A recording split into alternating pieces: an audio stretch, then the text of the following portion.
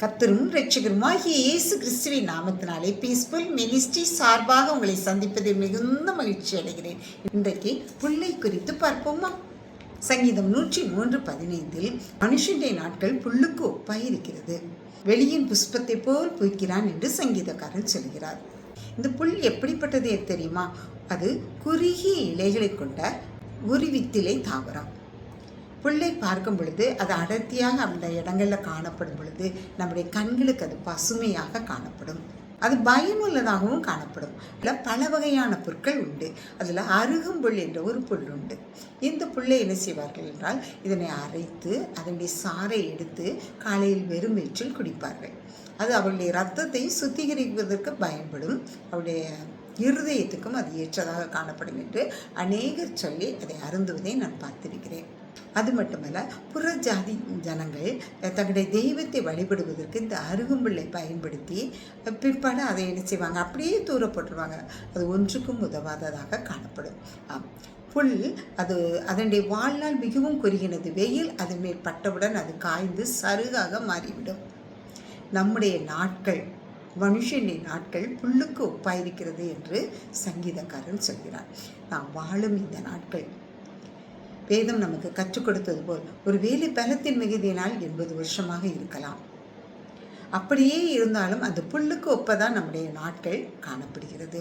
புல் எப்படி அது இருக்கும் பொழுது மிருகங்களுக்கு உணவாக, மனிதர்களுக்கு அது மருந்தாக காணப்படுதோ, அதுபோல் நாமும் நம்முடைய வாழ்க்கையில் நம்முடைய குடும்பத்தவருக்கு, நம்ம வேலை செய்யும் ஸ்தாபனத்துக்கு, நாம் எங்கெல்லாம் நம்முடைய கடமையை செய்கிறோமோ அந்த ஒவ்வொரு இடத்திற்கும் நாம் பயனுள்ளவர்களாக காணப்படுகிறோம்.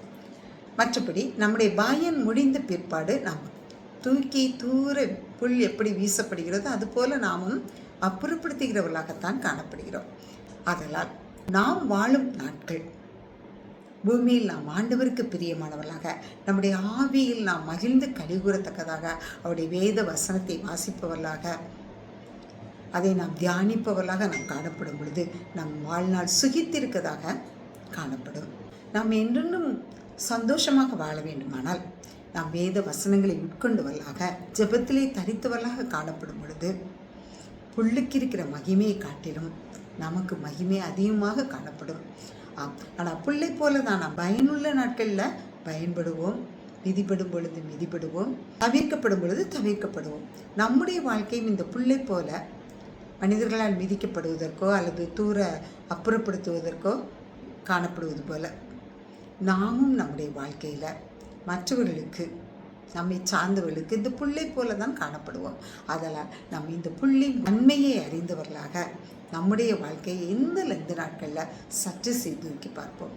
ஒரு புல்லுக்கு கிடைத்த மகிமை நமக்கும் நம் வாழ்நாளில் கிடைக்கத்தக்கதாக நம் ஆண்டவருக்கு பிரியமானவர்களாக வாழ ஆண்டவர் நம்மை அழைக்கிறார். ஆண்டவர் தாமே இந்த வார்த்தைகளை ஆசீர்வதிப்பாராக. ஜெபம். எங்களை அளவில்லாமல் நேசிக்கிற அருமையான தகப்பனே, நன்றியோடு துதிக்கிறோம்ப்பா. ஒரு பிள்ளை போல நாங்கள் காணப்படாதவர்களாக, அதிலும் மேலானவர்களாக ராஜா, புல்லானது அப்பா எவ்வளவு அது செழித்து வளர்ந்தாலும் அது ஒரு நாள் வேல்பட்ட போது அப்பா அது வாடி வதங்கி போனது போல நாங்கள் காணப்படாதவண்ணம் இந்த தேவனை நாங்கள் வாழ்நாள் முழுவதும் சுவாமி உமக்கு பிரயோஜனம் உள்ளவர்களாக அப்பா நாங்கள் பசுமையும் புஷ்டியும் செழிப்புமாக காணப்படத்தக்கதாக நீர் எங்கள் ஒவ்வொருவருக்கும் அனுக்கிரகம் பண்ணுப்பா. இந்த 40 நாட்களிலும் அப்பா நாங்கள் பாவத்துக்குட்படாத வண்ணராஜா, எங்களில் இருக்கிற எல்லா அசுசிகளையும் நீக்கத்தக்கதாக நீர் எங்களுக்கு அனுக்கிரகம் பண்ணும். எங்கள் ஒவ்வொருவரையும் நீர் வழி நடத்தும். எங்களை தாழ்த்தி உடைய கரத்தில் ஒப்பு கொடுக்கிறோம். நீர் பொறுப்படுத்துகளும் வழி நடத்தும். இயேசுவின் மூலம் ஜெபங்களும் நல்ல பிதாவே. ஆமேன், ஆமேன்.